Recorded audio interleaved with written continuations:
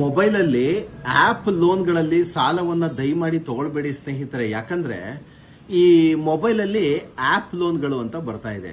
App ಅಲ್ಲಿ ಏನಾಗುತ್ತೆ, ನೀವು ನಿಮ್ಮ ಪಾನ್ ಕಾರ್ಡು ನಿಮ್ಮ ಆಧಾರ್ ಕಾರ್ಡ್ ಹಾಕದಕ್ಕೆ ಏನಾಗುತ್ತೆ, ಲೋನ್ಗಳನ್ನು ಕೊಡ್ತಿದ್ದಾರೆ. ಅದು ಎಷ್ಟು ಕೊಡ್ತಿದ್ದಾರೆ ಅಂದ್ರೆ, ನಮ್ಮಲ್ಲಿ ಆಪ್ ಅಲ್ಲಿ ಲೋನ್ ಅನ್ನ ಕೊಡೋದಕ್ಕೆ RBI ನಿಂದ ಯಾವುದೇ ನೋಟಿಫಿಕೇಶನ್ ಅಥವಾ ಲೈಸೆನ್ಸ್ ಅನ್ನ ಕೊಟ್ಟಿರೋದಿಲ್ಲ. ಇದು ಖಡಾಖಂಡಿತವಾಗೂ ನಿಮಗೆ ಮಾಹಿತಿ ಕೊಡ್ತೀನಿ. ಏನಂದ್ರೆ ಸ್ನೇಹಿತರೆ, ನಿಮ್ಮಲ್ಲಿ ಏನದು ನಮ್ಮ ಪ್ಲೇಸ್ಟೋರ್ ಅಲ್ಲಿ ಮೊಬೈಲ್ ಇರೋರು ಏನ್ ಮಾಡ್ತಾರೆ, ಪ್ಲೇಸ್ಟೋರ್ ಅಲ್ಲಿ ಆಪ್ ಲೋನ್ ಅಂತ ಹೊಡೆದ ಕೂಡಲೇ 100 ಆಪ್ಗಳು ಬರ್ತದೆ. ಅದರಲ್ಲಿ ಏನಾಗಿದೆ ಅಂದ್ರೆ, ಈ ನಮ್ಮಲ್ಲಿ ನೆನ್ನೆ ಯಾರೋ ಒಬ್ರು ಕ್ಲೈಂಟ್ ಬಂದಿದ್ರು, ಮೇಡಮ್ ಅವರು. ಆಕ್ಚುಲಿ ಅದ್ಯಾವುದೋ ಒಂದು ನೇವಿ ಆಪ್, ಆಮೇಲೆ ಕ್ರೆಡಿಟ್ ಬಿ, ಆಮೇಲೆ ಯಾವುದೋ ಫ್ಯಾಮಿಲಿ ಕ್ರೆಡಿಟ್, ಹೋಮ್ ಕ್ರೆಡಿಟ್ ಅಂತ ಯಾವ್ಯಾವ ಒಂದು ಸ್ವಲ್ಪ ಆಪ್ಗಳಿದೆ. ಎಷ್ಟು ಮಟ್ಟಿಗೆ ಅವ್ಯವಹಾರಗಳನ್ನ ಮಾಡ್ತಿದ್ದಾರೆ ಅಂದ್ರೆ, 10,000 ರೂಪಾಯಿ ಲೋನ್ ಕೊಟ್ರೆ 15,000 ರೂಪಾಯಿ ಇಂಟ್ರೆಸ್ಟ್ ಹಾಕ್ತಾರೆ. ಎಲ್ಲಿ ಕಾನೂನು ಎಲ್ಲಿದೆ? ಮ್ಯಾಕ್ಸಿಮಮ್ ಸ್ನೇಹಿತರೆ, ನಿಮ್ಗೆ ಯಾವುದೇ ಆಪ್ಗಳಲ್ಲಾಗ್ಲಿ ಯಾವುದೇ ಫೈನಾನ್ಸ್ ಅಲ್ಲಾಗ್ಲಿ ನೀವು ಲೋನ್ ಅನ್ನ ತಗೊಂಡ್ರೆ RBI ಹೇಳಿರುವಂತದ್ದು 18% ಮೇಲೆ ಇಂಟ್ರೆಸ್ಟ್ ಹಾಕೋ ಹಾಗಿಲ್ಲ ಅಂತಾನೆ ಹೇಳುವಂತದ್ದು. ಬಟ್ ಇವರು 35%, 40%, 50% ಹಾಕ್ತಾರೆ. 15,000 ರೂಪಾಯಿ ಲೋನ್ ಕೊಟ್ರೆ 15,000 ಇಂಟ್ರೆಸ್ಟ್ ಹಾಕ್ಬೇಕು, 30,000 ಹಾಕ್ಬೇಕು. 1 ಲಕ್ಷ ಕೊಟ್ರೆ 2.5 ಲಕ್ಷ ಕಟ್ಟಬೇಕು, ಆ ತರ. ಆಮೇಲೆ ಏನಾಗುತ್ತೆ ಪಾಪ, ಮೊನ್ನೆ ಒಂದು ಹಣೆ ಬರ ಏನು ಅಂದ್ರೆ, ಪಾಪ ಲೇಡೀಸ್ ಅವರು ಯಾವ್ದೋ ಜಾಬ್ಗೆ ಕೆಲ್ಸಕ್ಕೆ ಹೋಗ್ತಾರೆ. ಅವರು ಅಲ್ಲಿ ಅವ್ರು ಏನ್ ಮಾಡಿದ್ದಾರೆ, ಒಂದು 50,000 ರೂಪಾಯಿ ಲೋನ್ ತಗೊಂಡು 1 ಲಕ್ಷ ರೂಪಾಯಿ ಆಲೆ ಕಟ್ಟಿದ್ದಾರೆ. ಇನ್ನೂ 1 ಲಕ್ಷ ರೂಪಾಯಿ ಕಟ್ಟಬೇಕು ಅಂತಾರೆ. ಅಕಸ್ಮಾತ್ ಇವತ್ತು ಹಾಕ್ಬೇಕ್ರಿ, ಸಂಜೆ ಹಾಕ್ಬೇಕು ಅಂದ್ಬಿಟ್ಟು ಫೋನ್ ಮೇಲೆ ಫೋನ್ ಮಾಡಿ ಹಿಂಸೆ ಕೊಡ್ತಾರೆ. ಇವತ್ತಾಗಲ್ಲ, ನಿಮ್ಗೆ ಒಂದು 2 ಡೇಸ್ ಕೊಡ್ತೀನಿ ಅಂದ್ರೆ ಕೇಳೋದಿಲ್ಲ. ಅಲ್ಲಿ ಏನಾಗುತ್ತೆ ಅಂದ್ರೆ, ನೀವು ಮೊಬೈಲಲ್ಲಿ ಆಪ್ ಲೋನ್ಗಳನ್ನ ನಿಮ್ಮ ಮೊಬೈಲ್ನಲ್ಲಿ ಡೌನ್ಲೋಡ್ ಮಾಡ್ಕೊಳ್ಳುವಂತ ಸಂದರ್ಭದಲ್ಲಿ ಏನ್ ಮಾಡ್ತಾರೆ ಅಂದ್ರೆ, ಆ ಆಪ್ ಅನ್ನ ಡೌನ್ಲೋಡ್ ಮಾಡ್ಕೊಳ್ಳೋ ಸಂದರ್ಭದಲ್ಲಿ ನಿಮ್ಮ ಮೊಬೈಲ್ ಆಕ್ಸೆಸ್ ಅನ್ನ ಕಂಪ್ಲೀಟ್ ಆಗಿ ತಗೋಬಿಟ್ಟಿರ್ತಾರೆ ಅವರು. ನಿಮ್ಮ ಕಾಂಟ್ಯಾಕ್ಟ್ಸ್, ವಾಟ್ಸಪ್, ಗ್ಯಾಲರಿ, ಮೆಸೇಜಸ್ ಎಲ್ಲ ಆಕ್ಸೆಸ್ ಅನ್ನ ನೀವೇ ನಿಮ್ಮ ಕೈಯಾರ ಅಲೋ ಮಾಡಿ ಮಾಡಿ ಮಾಡಿ ಮಾಡಿ ಕೊಟ್ಬಿಟ್ಟಿರ್ತೀರಾ. ನೀವು ಫೋಟೋ ಅಪ್ಲೋಡ್ ಮಾಡೋದಕ್ಕಾಗ್ಲಿ ಮತ್ತೊಂದು ಮಗದೊಂದಕ್ಕಾಗಲಿ ಕ್ಯಾಮ್ರಾದಲ್ಲಿ ನೀವು ಆಕ್ಸೆಸ್ ಕೊಟ್ಟಿರ್ತೀರಾ. ನಿಮ್ಮ ಮೊಬೈಲ್ ಸಂಪೂರ್ಣವಾಗಿ ಆ ಕಂಪನಿಗೆ ಕೊಟ್ಬಿಟ್ಟಿರ್ತೀರಾ ಅಂತ ಅರ್ಥ. ಆಕ್ಚುಲಿ ಇದು ಏನಾಗಿದೆ ಅಂದ್ರೆ, ಪಾಪ ಮೇಡಮ್ ಅವರು ಯಾರೋ ಒಬ್ಬ ಹುಡುಗ ಆಗಿರ್ಬೋದು, ಒಬ್ಬ ಹುಡುಗಿ ಆಗಿರ್ಬೋದು, ಯಾರೋ ಒಬ್ರು ಆಗಿರ್ಬೋದು, ನಿಮ್ಮ ಫೋಟೋ ಗ್ಯಾಲರಿನಲ್ಲಿ ಇರುವಂತ ನಿಮ್ಮ ಪರ್ಸನಲ್ ಫೋಟೋಸ್ಗಳನ್ನ ಅವರು ತಗೊಂಡು ಮತ್ತೆ ನಿಮ್ಗೆ ಕಳಿಸ್ತಾರೆ. ಅದನ್ನ ನೋಡಿ, ನಿಮ್ಮ ಹುಡುಗ ಹುಡುಗಿ ಜೊತೆ ಇರುವಂತದ್ದು, ನೀವು ಪರ್ಸನಲ್ ಆಗಿರುವಂತ ವಿಡಿಯೋ ಮತ್ತು ಫೋಟೋಗಳನ್ನ ನಿಮ್ಮ ವಾಟ್ಸಪ್ ಕಳಿಸ್ತಾರೆ. ನೀವೇನಾದ್ರು ಇವತ್ತು EMI ಕಟ್ಟಲಿಲ್ಲ ಅಂದ್ರೆ ಈ ಫೋಟೋಗಳನ್ನ, ಈ ವಿಡಿಯೋಗಳನ್ನ ಫೇಸ್ಬುಕ್, ವಾಟ್ಸಪ್, ಯೂಟ್ಯೂಬ್ ಅಲ್ಲಿ ವೈರಲ್ ಮಾಡ್ತೀವಿ ಅಂತ ಹಾಕ್ತಾರೆ. ಇದೆಲ್ಲ ನಿಮಗೆ ಜನಗಳಿಗೆ, ಮೊಬೈಲ್ ಆಪ್ ಲೋನ್ ಅಲ್ಲಿ ತಗೊಳ್ಳೋರಿಗೆ ಜನಗಳಲ್ಲಿ ತಲೆ ಇರೋದಿಲ್ವಾ? ದಯಮಾಡಿ ಯಾರು ತಗೊಳ್ಬೇಡಿ, ಇವೆಲ್ಲ ಇಲ್ಲಿಗಲ್ಲು ಪ್ರತಿಯೊಬ್ರು ಸಹ.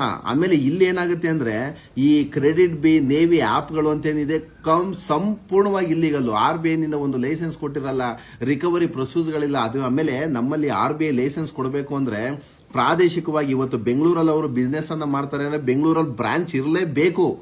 ಒಂದು ಬ್ರಾಂಚ್ ಇರೋದಿಲ್ಲ. ನಿಮ್ಗೆ ಏನಾದ್ರು ಹೆಚ್ಚು ಕಮ್ಮಿ ಆಯ್ತು ಅಂದ್ರೆ ಹೋಗಿ ಲೋಕಲ್ ಸ್ಟೇಷನ್ ಅಲ್ಲಿ ಕಂಪ್ಲೇಂಟ್ ಕೊಡೋದಕ್ಕೆ ಅದ್ರ ಬ್ರಾಂಚ್ ಆಫೀಸ್ ಗೊತ್ತಿರೋದಿಲ್ಲ.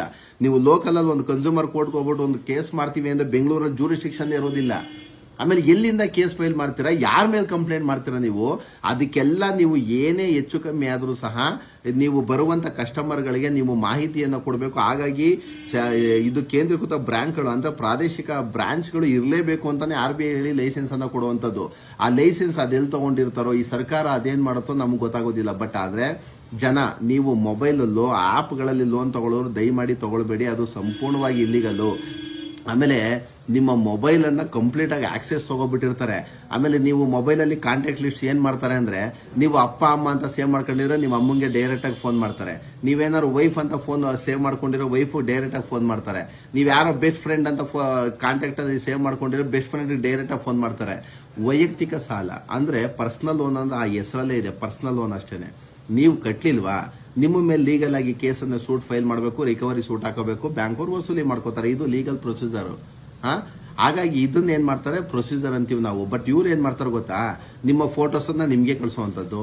ಯಾವ್ದೋ ವೈಯಕ್ತಿಕ ಫೋಟೋಸ್ ರೀ, ಹುಡುಗ ಹುಡುಗಿ ಲವರ್ಸ್ ವೈಯಕ್ತಿಕವಾಗಿರುವಂತಹ ಫೋಟೋ ವಿಡಿಯೋಸ್ನ ನಿಮ್ಮ ವಾಟ್ಸಪ್ ಕಳಿಸ್ತಾರೆ. ಯಾರು ಅಧಿಕಾರ ಕೊಟ್ಟಿರೋದು ಇವ್ರಿಗೆ? ಲೋನ್ ರಿಕವರಿ ಅವರು ಒಂದು ದಿನಕ್ಕೆ ಅದು ಯಾವುದೋ ಒಂದು 4-5 ಆಪ್ಗಳು ಹೇಳಿದ್ನಲ್ಲ, ಇಂಥವು 100 ಆಪ್ಗಳಿದೆ. ಡೈಲಿ ಒಂದು ದಿನಕ್ಕೆ 100 ಸಲ ಫೋನ್ ಮಾಡ್ತಾರೆ. ಎಲ್ಲಿ ಹೇಳಿದೆ? ಯಾವ RBI ಹೇಳಿದೆ? ಯಾವ ಸರ್ಕಾರ ಇವ್ರಿಗೆ ಪರ್ಮಿಷನ್ ಕೊಟ್ಟಿರುವಂತದ್ದು?